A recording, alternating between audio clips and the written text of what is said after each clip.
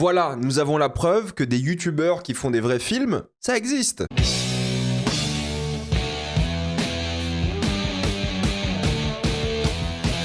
Iron Lung. Comme d'habitude, jusqu'à la minute indiquée dans le titre de la vidéo, il n'y aura pas de spoilers, parce que vous êtes tranquille, après on va tout spoiler. Dans Iron Lung, nous suivons un détenu qui a pour mission de traverser un océan de sang dans un sous-marin. Malheureusement, les choses ne vont pas se passer comme prévu. Pour ceux qui ne le savent pas, Iron Lung est adapté d'un jeu vidéo éponyme. Ce film est réalisé par Markiplier, qui est un streamer de jeux vidéo, mais il fait plein de choses en général, sauf que là, il s'est dit, ok, je vais faire un film, je vais le réaliser. D'ailleurs, c'est marrant parce que je me suis maté juste après son film le let's play qu'il a fait sur le jeu vidéo. Le jeu vidéo est plus court que le film. On est sur 1 heure de jeu vidéo versus 2h07 de film, et c'est un film qui a été diffusé uniquement pendant 2 jours en France. C'était jeudi, vendredi, c'est le visa exceptionnel de sortie, car normalement, il sera diffusé sur YouTube dans quelques semaines, voire dans quelques mois. Markiplier, qui réalise donc ce projet, est aussi scénariste, producteur et monteur du film. C'est 3 millions de budget, donc c'est vraiment pas beaucoup, hein. 3 millions, c'est moins que la moyenne française pour un film.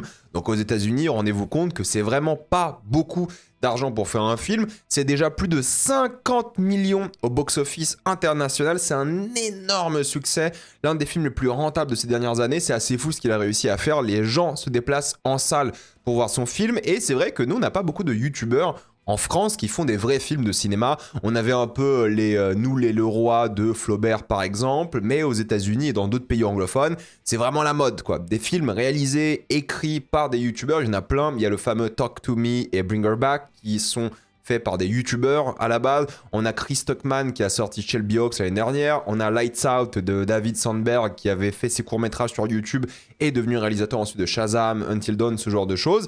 Mais chez nous, c'est vrai que c'est très très rare que ça arrive. Il y a des web-séries qui sont converties en films, mais rarement des réalisateurs scénaristes de YouTube qui font la transition vers le cinéma. Donc, je me suis vraiment renseigné un peu sur littéralement le projet. J'ai regardé le let's play, donc c'est assez rigolo de comparer les deux entre le mec qui joue au jeu et qui fait un film dessus.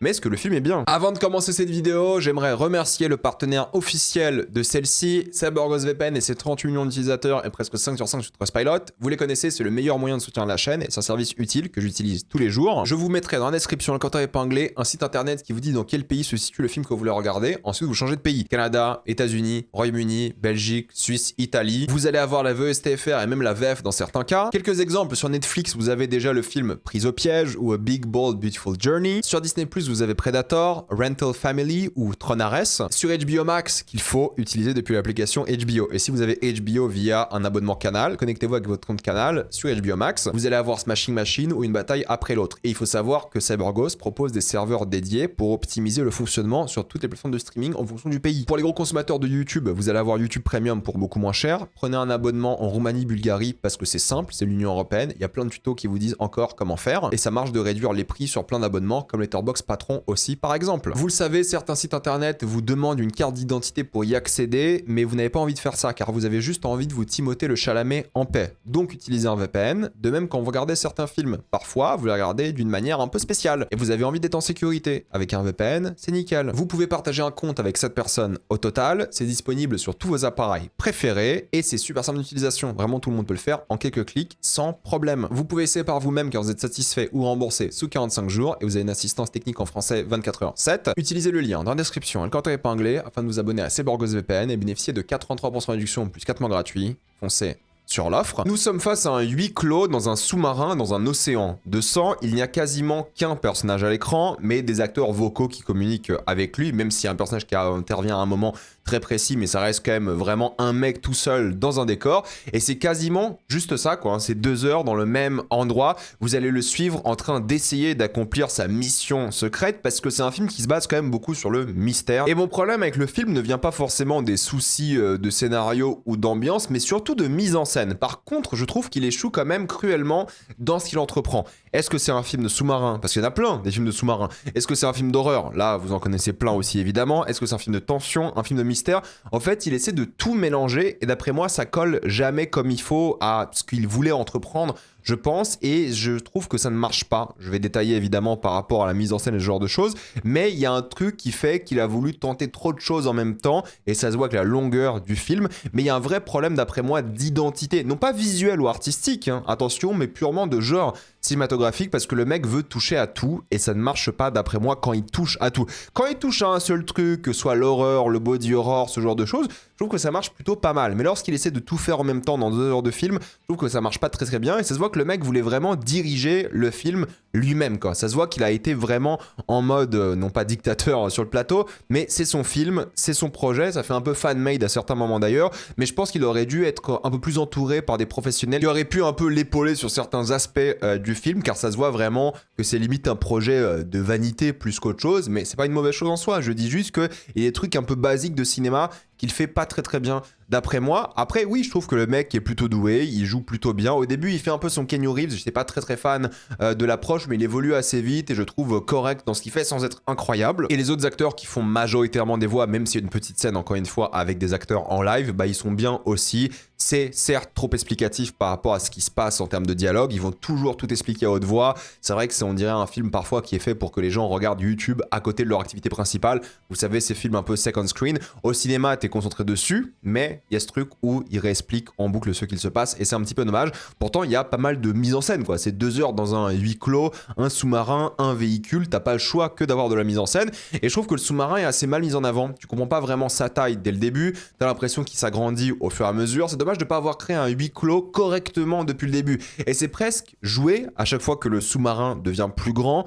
comme une sorte de twist. Ah, en mode, regarde, il y a d'autres parties du sous-marin, il se passe des choses, et je trouve que c'est un peu, pas forcément malhonnête, hein, mais c'est un peu dommage de pas te rendre claustro dès le début, parce que je trouve que c'est un film qui rate complètement la claustrophobie, tu te sens jamais enfermé convenablement dedans, et je trouve que l'œuvre, de manière générale, n'est pas assez ludique par rapport au sous-marin. Je veux dire, il y a plein d'indications qui sont là pour créer techniquement l'émotion, du stress, de la peur, de la tension. Il y a des coordonnées, une carte, un compas et un appareil photo. Et ça met pas assez en avant le côté exploration pour le spectateur, quoi. Quand il va littéralement bouger certaines choses avec des leviers et plein d'autres outils que j'ai pas forcément toujours envie de spoiler, bah c'est pas forcément logique pour le spectateur de se dire ok, il fait un truc là de manière très précise. Non, c'est juste ok, le scénario te dit que là il avance, là il recule, tu sais pas vraiment où il va. Il y a un truc un peu dommage dans le sens où les films de sous-marins en général, tu sais un peu ce qui se passe, tu sais où ils sont, même s'ils sont un peu perdus dans les films de sous-marins, c'est un peu le concept, un sous-marin, tu vois pas ce qui se passe dehors, t'as toujours des outils pour t'aiguiller, et là je trouve que les outils sont pas assez bien utilisés,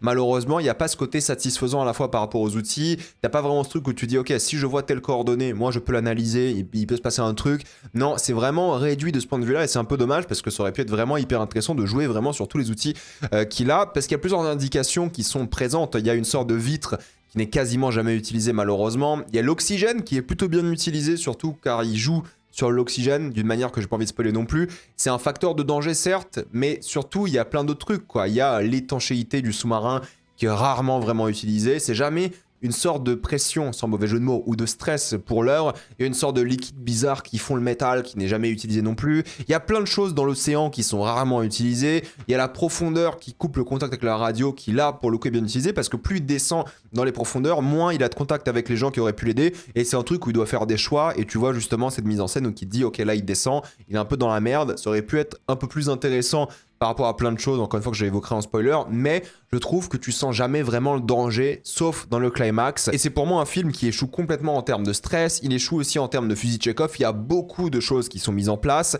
mais qui sont jamais bien utilisées. Même la photo, hein, je trouve qu'elle marche 1 ou 2 fois pour créer un peu un sentiment de peur, mais elle est souvent utilisée. En mode, regarde cette photo qui va te montrer les fonds marins, parce que c'est ça le concept, il y a une sorte d'appareil photo qui te montre ce qui se passe en face de lui, et bah parfois il y a des choses un peu bizarres, quoi. Et l'effet choc, il marche 1 fois. 2 fois, c'est un peu redondant, et puis 3e fois, ça n'a plus d'impact sur toi. En tout cas, c'est une bonne idée en termes de photographie, parce que l'appareil photo crée une sorte d'écran pixelisé qui est la seule source de lumière dans le sous-marin, et il doit faire des photos constamment pour s'éclairer. Et ça, c'est pas mal, c'est plutôt bien fait de manière générale, et parfois, tu comprends des choses avant le personnage ou les personnages de manière générale, et c'est un peu frustrant et énervant. Mais en tout cas, je suis très critique, hein, attention, par rapport à plein de choses qui m'ont énervé et que je trouve un petit peu amateur, ce qui est vrai, hein, c'est son premier film, c'est normal, c'est pas si grave. Il y a 3 parties bien distinctes de l'œuvre, c'est assez varié, le mec il va tenter des choses constamment, même si pour moi l'équilibre est raté, je trouve qu'au moins il essaye. ça donne pas forcément toujours envie de regarder l'œuvre. Pour moi, c'est beaucoup, mais beaucoup trop long, quoi. 2h10 pour ce film, ce n'est pas normal. Ça, en 1h20, 1h30, c'est plié, c'est génial. Il y a plein de gens qui vont dire que le fait que ça dure 2 heures, c'est le sentiment de claustrophobie qui va revenir et qui va marcher. Mais pour moi, la claustrophobie marche quand tu te sens vraiment oppressé par l'engin en question, par le sous-marin ici. Mais vu qu'il n'y a aucun moment du stress par rapport à l'engin qui peut exploser ou des choses qu'il utilise qui reviennent jamais, je me suis jamais senti claustrophobique dans l'œuvre. Alors, je suis pas quelqu'un de claustrophobique de base, mais il y a des films qui me procurent ce vrai sentiment. J'ai trouvé que le danger n'était pas assez présent, et même s'il y a des trucs pas mal qui fait que le film est plutôt bien rythmé à certains moments, 2h10 c'est beaucoup trop long pour ça, quoi. C'est 2 fois la longueur du jeu vidéo de base, mais franchement ça en 1h20, 1h30 c'est super comme concept, ça va vite, droit au but, ça peut installer une ambiance et tout, mais 2 heures là c'est beaucoup trop long. Il s'amuse en tout cas hein, dans plein de scènes, le climax, il s'amuse avec le sang parce que c'est quand même un océan de sang, et je crois qu'il a battu le record du plus de sang utilisé pour un film,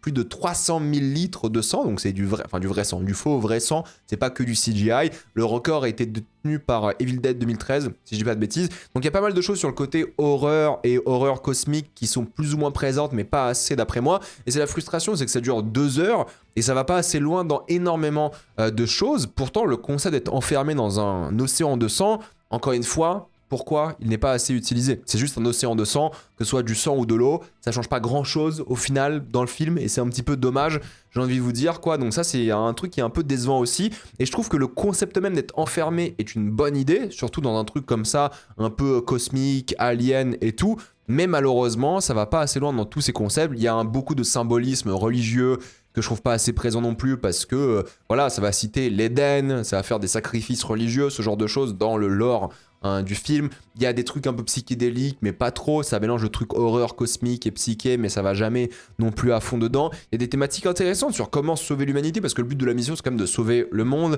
Il y a des thématiques religieuses sur le sacrifice, la culpabilité, l'injustice, le système qui punit. Est-ce que la punition est utile? Est-ce que ça fonctionne? Est-ce qu'il faut vraiment avoir plus de miséricorde pour les délinquants, les gens perdus de manière générale? C'est pour moi assez intéressant, mais trop superficiel, et pour 2 heures de film, encore une fois, il aurait pu aller tellement plus loin dans cette thématique et vraiment approfondir ce personnage, ce qu'il vit, ses enjeux de manière générale, parce que j'étais vraiment pas dedans à cause de ça aussi. Par contre, pour 3 millions, bah disons les choses, hein, le décor est super, les effets spéciaux pratiques sont très bien, il y a des cascades aussi, parce que bah, le vaisseau va se faire bouger à droite à gauche à cause des mouvements de l'océan, donc ils ont vraiment bien fait ça. La photo est propre, et pour l'environnement qu'il a créé, je trouve qu'elle marche bien. Le maquillage aussi, vraiment, il y a des scènes où tu dis ok, ils ont fait un vrai travail qui est aussi convaincant, et je trouve qu'aux USA, hein, faire un film comme ça, qui coûte 3 millions, c'est un exploit. Avoir cette gueule-là, certes avec juste un acteur grosso modo et quelques voix, bah ouais, franchement, c'est un petit peu de la gueule, et je suis assez content de voir de ce genre de projet comme ça, avec ce genre de budget, parce que c'est un budget moyen d'un film français, quoi. En film français, on pourrait faire des choses comme ça. Il y a des tentatives, je crois que Gueule Noire, c'est 3,5 millions. Il y avait un truc un peu horreur cosmique dans Gueule Noire, et je crois que c'était vraiment un budget similaire. Mais en tout cas, voilà, c'est un film qui tente des choses. Je trouve qu'il se rate quand il fait de la shaky cam, ça marche pas du tout malheureusement. Certaines séquences sont beaucoup trop sombres, surtout au cinéma, surtout à l'UGC. Attention, parce que l'UGC, leurs écrans sont très très sombres, contrairement à d'autres cinémas. Et il y a des séquences vraiment au cinéma, tu vois quasiment rien, quoi. Donc c'était vraiment déstabilisant par rapport à ça. On comprend pas toujours ce qui se passe, et c'est pas vraiment le message de la séquence en question. C'est un peu le bordel à certains moments. Il y a un vrai focus hein, pour le coup sur certains personnages et certains objets qui parfois marche bien. Il va changer d'une scène à une autre le focus, et c'est ok, mais parfois il va tellement mettre un focus fort sur un personnage que du coup bah littéralement le vaisseau, le sous-marin est juste flou comme pas possible, et je trouve que ça enlève la claustrophobie, quoi. Je trouve qu'il y a ce truc où quand c'est toujours flou, bah c'était moins dedans malheureusement, et ça m'a bien marqué dans ce film là, ce qui est rare hein, pour une œuvre. Il y a des gros plans sur le visage, les yeux, mais c'est toujours pour marquer un peu le choc, et je trouve que ça marche pas toujours très très bien. J'ai jamais été vraiment dedans dans le sous-marin avec lui tout le long, je me suis jamais vraiment senti enfermé ou des choses comme ça, et il n'y a pas vraiment de ligne directrice dans sa mise en scène, dans ce qu'il tente. Je trouve que c'est oui un peu bancal de manière générale, et il tente trop de trucs qui se répondent pas assez bien, et il n'y a pas vraiment d'âme visuelle, alors visuelle si, mais il n'y a pas vraiment d'âme de mise en scène, et c'est un peu dommage. Bon après il y a la musique qui est très classique, horreur avec des révélations, le sound design est ok, mais pareil,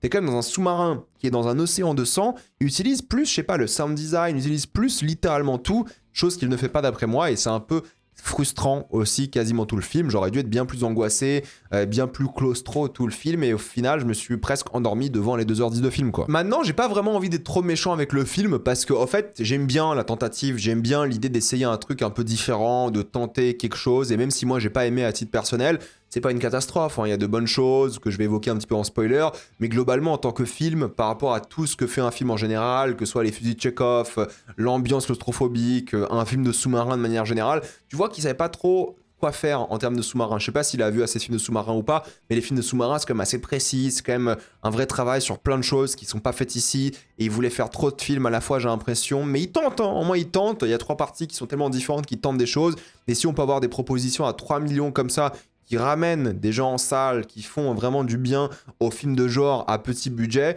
j'ai envie d'avoir un peu de compassion pour le film aussi. Alors c'est pas mon film, je suis pas fan, il a tenté un truc, c'est une proposition artistique, ok, il s'est fait un kiff, j'espère qu'il va réessayer, hein, pour de vrai, j'espère qu'il va refaire d'autres choses. J'ai vu en stream hier, hein, c'était genre 82 000 viewers.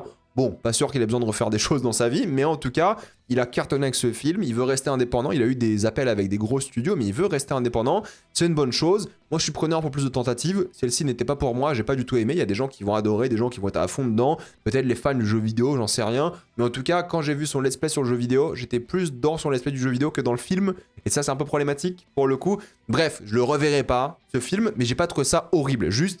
Bah, j'étais déçu par plein de choses qui font que d'après moi c'est un film assez moyen, qui tente, qui essaye, mais qui est malheureusement oubliable et que je ne vais jamais revoir. Mais pour ceux qui vont le voir sur YouTube dans quelques mois, oui, 2h10 c'est long, faut être focus, mais je pense aussi qu'il a fait ce film en se disant que bah, les gens vont pas non plus le voir de manière extrêmement attentive, enfin en tout cas c'est comme ça que moi je l'ai vécu. Mais en salle, il y avait tellement peu de réactions, il y avait même l'humour, je trouve qu'il y avait beaucoup de blagues, qui n'étaient pas vraiment des blagues, il a essayé d'en faire un petit peu et ça cassait un peu l'ambiance aussi. Bref, écoutez, ça va, hein, c'est pas un crime, c'est ok, j'ai envie d'être un peu sympa avec le film aussi parce que c'est une belle tentative encore une fois, mais je ne m'en rappellerai pas et je le reverrai jamais de ma vie. Voilà, maintenant on va passer en spoiler. Moi, il y a un truc qui m'énerve quand même dans le film, c'est que on te montre dès le début que le sang peut être un problème, mais il n'est pas radioactif, il brûle pas non plus la peau comme on le voit à un moment. Il y a un moment où il s'ouvre la peau avec le sang, mais ça va jamais au-delà de ça, c'est un peu dommage. On comprend que le sang le transforme, il évolue par rapport à ça et tout, mais c'est vraiment mal fait. Je trouve qu'il n'y a pas vraiment cette transition où ça devient plus du body horror et du coup à la fin tu sais pas si c'est le sang qui le transforme ou si c'est le mec qui devient complètement fou. Le liquide qui brûle, qui revient jamais réellement, apparemment c'est la condensation, mais on voit le liquide brûler à un moment, la coque qui est percée plus ou moins à un moment, mais ça revient jamais dans l'œuvre. Alors je comprends qu'un sous-marin, s'il est percé, c'est fini. Il explose sous la pression et tout. Mais là, c'est un océan de sang. Tu peux jouer un peu sur les règles de la vraie vie, quoi. Tu t'en fiches. Encore un sous-marin dans un vrai pays ou à côté d'un pays comme on connaît dans cette terre ou dans un océan. Ok, mais là, c'est quand même différent. Il y a peut-être un truc à faire et tout. Et je trouve que jamais ça va dans ce genre de direction. C'est juste à la fin où il s'éclate, hein. Il y a un climax satisfaisant. Il y a plein de sang partout.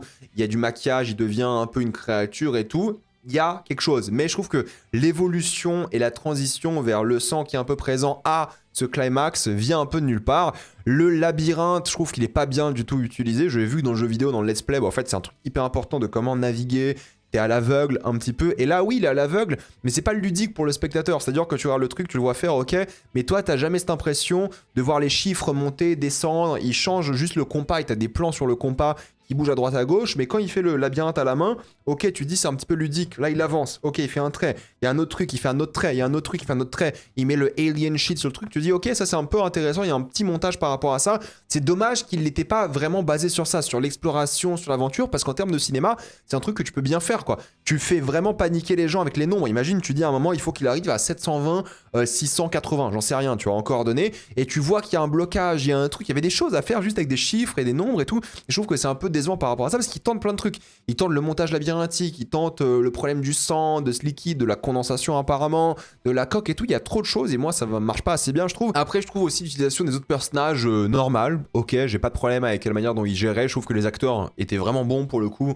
en termes de voix, de ce qui est dégagé. Il y a des acteurs connus comme Troy Baker, évidemment, mais j'aime bien le doute que ça crée sur sa santé mentale. Est-ce qu'il parle à une femme qui est donc existe, hein, ou c'est la femme du sous-marin? Est-ce que c'est pas un peu la même voix, du coup il devient un peu fou? Est-ce que c'est deux femmes différentes? Bon, tu comprends au fur et à mesure que c'est le poisson ou quelqu'un qui manipulait un peu sa santé mentale pour le faire des choses très précises, et tu vois que les entités dans cet océan se sentent un peu menacées, tu vois qu'il y a une sorte de dieu, bref, il y a un truc, mais au moins ça crée une petite séquence sympa où sa santé mentale était un peu remise en question. Tu vois que dès le début, il y a peut-être quelqu'un dans le sous-marin, tu comprends que c'est un peu lui, tu sais pas à qui il parle, est-ce qu'il devient fou? Et c'est justement ça qui est cool, c'est que c'est un mec qui est rempli de regrets. Il y a pas mal de flashbacks de lui quand il était jeune, qui a fait un truc qui était pas bien, mais en même temps, est-ce que c'est vraiment lui qui l'a fait? Parce que littéralement, c'est pas ce qu'il avait prévu, et ça a quand même causé une sorte de catastrophe dans une station spatiale ou un truc comme ça, j'en sais pas exactement ce que c'est, l'Eden, et je sais pas comment ils appellent ça, le Film Station, enfin film, pas film, mais le Philly Station, un truc comme ça quoi, je sais plus c'est quoi le terme exact. Donc il est un peu condamné à tort, mais en même temps il est un peu coupable, il a des regrets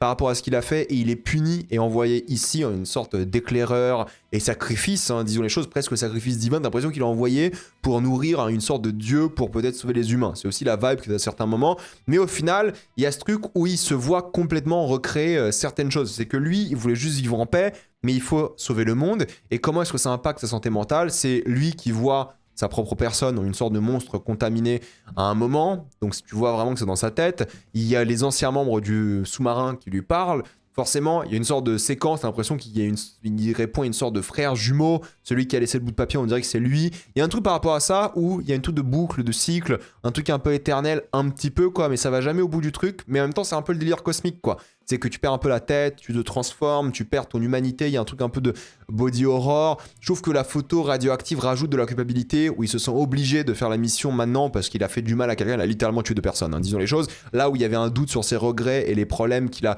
causés, là il n'y a plus de doute, il a tué deux personnes. Je trouve que c'est intéressant. Maintenant, il y a vraiment ce truc sur la mauvaise organisation de l'humanité, désespérée et tout, et le sous-marin qui a peut-être une mission en vain. Mais je trouve que c'est un peu dommage de pas être allé au bout du concept quoi. Moi j'aime bien hein, plein de choses, j'aime bien l'aspect cosmique en soi où il voit une sorte d'œil géant, on dirait un dieu sous-marin, on comprend que c'est l'un des poissons, je vais appeler ça comme ça, hein, et qui lui parle, qui communique avec lui, qui lui fait du mal. Il y a un truc que je trouve vraiment cool par rapport à l'idée d'être enfermé dans une sorte de huis clos et de parler à des entités cosmiques qui pourraient te tuer. Je trouve que ça enlève du charme de voir l'entité à la fin qui écrase le sous-marin, même s'il y a une sorte de lueur d'espoir pour l'humanité. Je trouve que ça enlève ce truc un peu existentiel où au fait, le monstre, c'est un vrai monstre, plutôt que littéralement le bain de sang qui te rendrait fou, quoi.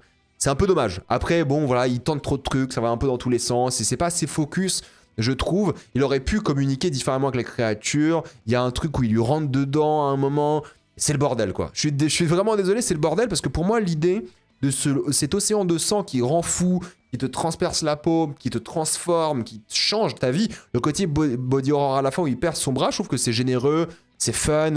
Il y a un truc, Evil Dead, un petit, évidemment, je pense à ça parce que voilà, le record de sang, il y a quelque chose quoi. Donc je suis pas un hater non plus des tentatives, mais je trouve que c'est tellement le bordel dans ce film et qu'il y a tellement d'idées que j'aime bien, mais qui vont jamais au bout du truc, il assume jamais, et le truc CGI à la fin me saoule. J'aurais bien aimé que ce soit peut-être le sang, mais le monstre, bon, il y a un truc un peu moins impersonnel, ce qui est étrange parce qu'il communique avec le monstre tout le long, le sorte d'œil et tout, tu dis ok, peut-être il y a un truc de dieu sur cette planète. Ça va dans tous les sens. À titre personnel, je trouve que c'est un peu dommage. Mais honnêtement, voilà, il a tenté un truc. Je suis pas un hater du film. Je pense qu'il y a plein de gens qui vont adorer. J'ai pas envie d'être un hater non plus parce qu'il y a plein de trucs que j'aime bien. Mais je trouve que ça aurait pu être tellement mieux fait. Et malheureusement, d'après moi, ici, ça ne l'est pas. Bref, dites-moi ce que vous en pensez. Je sais qu'il y a plein de gens qui défendent énormément ce film. Ça sera pas mon cas, mais je suis très curieux d'avoir vos commentaires pour voir ce que vous en pensez. J'ai envie de voir ce que pensent les gens de ce film. Il a des bonnes critiques globalement par les fans. Les critiques professionnelles un peu moins. Moi, je suis pas spécialement fan, mais j'ai pas non plus détesté, et je pense que c'est bien de tenter des choses comme ça, d'avoir un peu de compassion pour ce genre d'œuvre, mais j'ai envie d'avoir votre avis dans les commentaires. Avant de quitter cette vidéo, pensez à utiliser le lien dans la description, le code épinglé, afin de débloquer toutes les plateformes de streaming en toute accessibilité, sécurité, avec beaucoup plus d'œuvres, tout ça pour 2,03€ par mois, plus 4 mois gratuits. Foncez sur l'offre, pensez à vous abonner à la chaîne pour voir les prochaines vidéos, mettez un j'aime, ça aide beaucoup la chaîne, suivez-moi sur tous mes réseaux, maintenant toutes les vidéos sont disponibles sur la plateforme de podcast, et en même temps j'ai un compte TikTok, Instagram et Twitch, et moi je vous dis à la prochaine fois, salut à tous.